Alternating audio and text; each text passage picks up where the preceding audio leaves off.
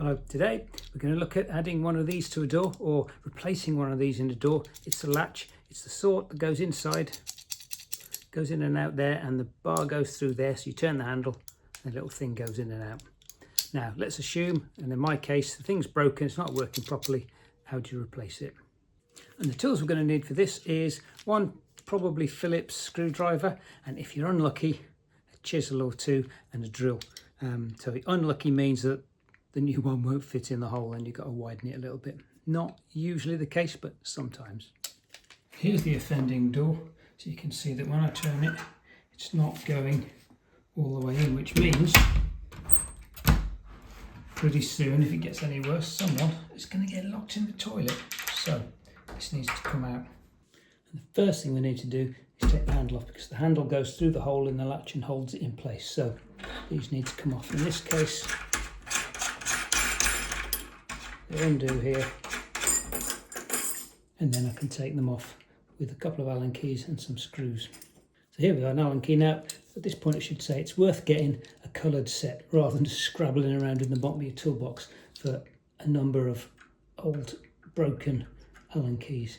Now these are quite loose already, but I undo these and I should find I can start to take these out. Now some screws in here that I'm also going to have to take out, but I only need to take one side out to get the bar out, so I'll take this outside one. In this case, just a couple of Phillips screws holding it in place.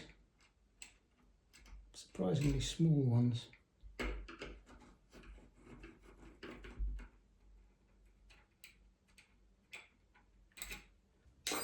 This should now simply pull off there, like that.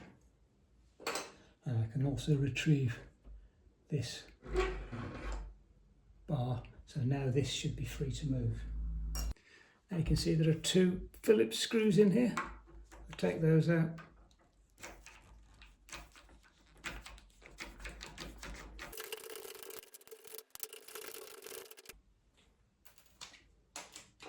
This should now come straight out.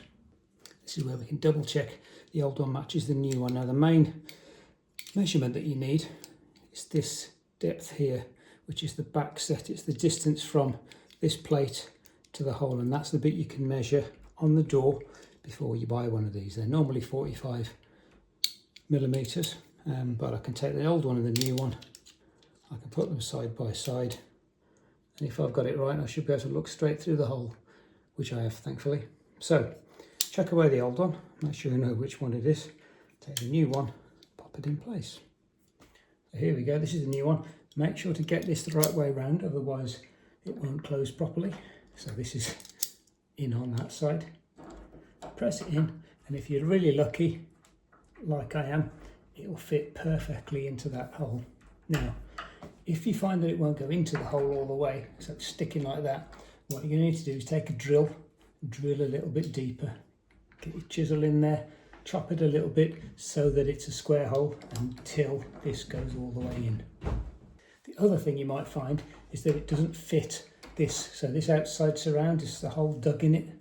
Now if it doesn't fit in there, you may need to slightly widen that just with a chisel. Get a chisel and a hammer and just slightly widen that. You might need to make it slightly deeper with a chisel, but it should end up with it fitting in nicely like that. And with a bit of luck, the holes line up too. Now, if you find the holes don't line up, you've got a bit of a problem, because especially if they're just slightly off, the way to deal with that, either you can wodge in some matchsticks and then break them off so that it kind of fills the hole, or you can take a fingerful of car body filler, stick that in, let it set, and that'll give you a nice smooth flat bit which you can then put a screw into. And what you'll do is take a drill with a small drill bit and then just drill out a pilot hole in there, just smaller than the screw, so that you've got a nice hole to screw the screw into. So I don't need to do that because the hole's already there. So these can just pop in. Now beware of the screws that come with it, because they're usually made of butter. You often need to find some better ones yourself. But let's try with the ones that come with it, and let's see if it'll do up.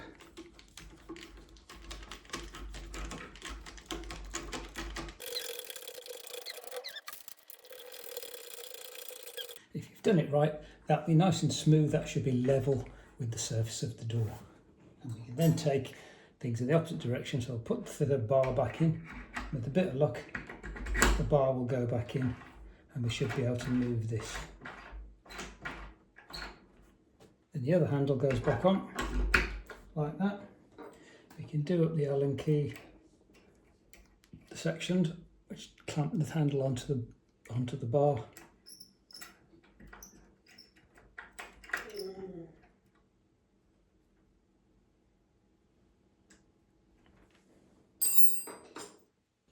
And then we can do up all the other ones all the way around.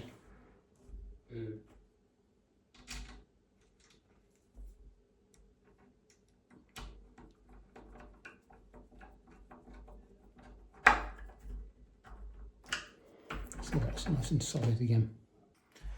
Now that it's solid, put these back on.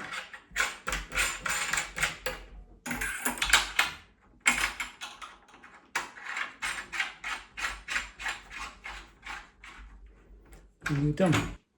Now I should have tested shutting it before I put all the furniture on, but just to make sure. Okay, now this isn't shutting, it's not clicking.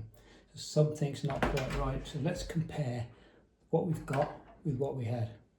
And you can see the old one is like about 1 millimetre thinner in this direction. So what's happening, and you can see by looking into the gap that this is running slightly low and there's a hole cut and this isn't going into it. So here we are. So what's happening, this is coming in, so this is the old one, but this is coming in and it's going just slightly below, so it's not clicking into the hole, it's actually running along the bottom of this.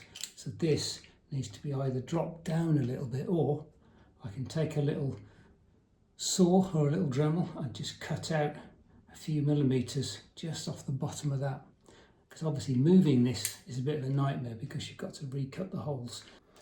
Having taken the screws out of this, I can now see that because this is running along the bottom and there's quite a lot of space at the top, I think I can move this down by a whole screw and then it's still going to work. So what I'm going to do, I'm going to keep it in this direction so it lines up with the holes, because I know it latches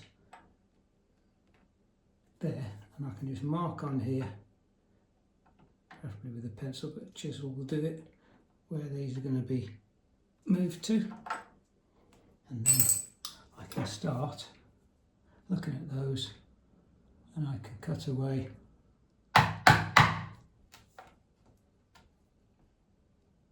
what's needed. So that's that. And it just needs a little bit off the bottom. There we are.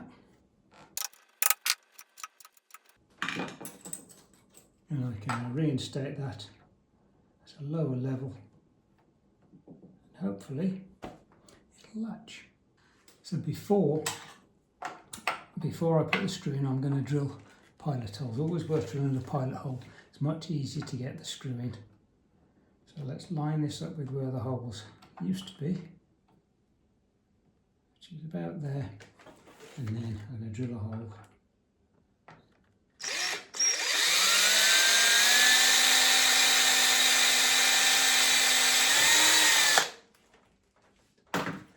Now you notice I've only drilled the one hole. There's a little trick there that if I come to it and I find the door won't latch or latches too early, I can actually pivot this from side to side to give me a little bit extra. It's always really difficult to line it up in that direction. So then let's do this first one up. So that's that in place with just the one screw, and let's see if it works. So now let's try it again with that thing moved slightly. There we go. Latched perfectly. Just check that it actually undoes. There we are. So now I'm happy with the position of this. I can now put the other screw in. And then of course recheck. Still shuts. There we are, shuts and opens. Job done. There we are, and it's a really good indicator that when you start a job it seems simple. Sometimes there are complications that come along, but as long as you take it slowly, then you can get it to work. The big problem with these things is getting that plate to line up so that it latches nicely, so it doesn't rattle, and so that it's latches in. So that's done. Anyway, hope that was useful, and maybe I'll see you next time.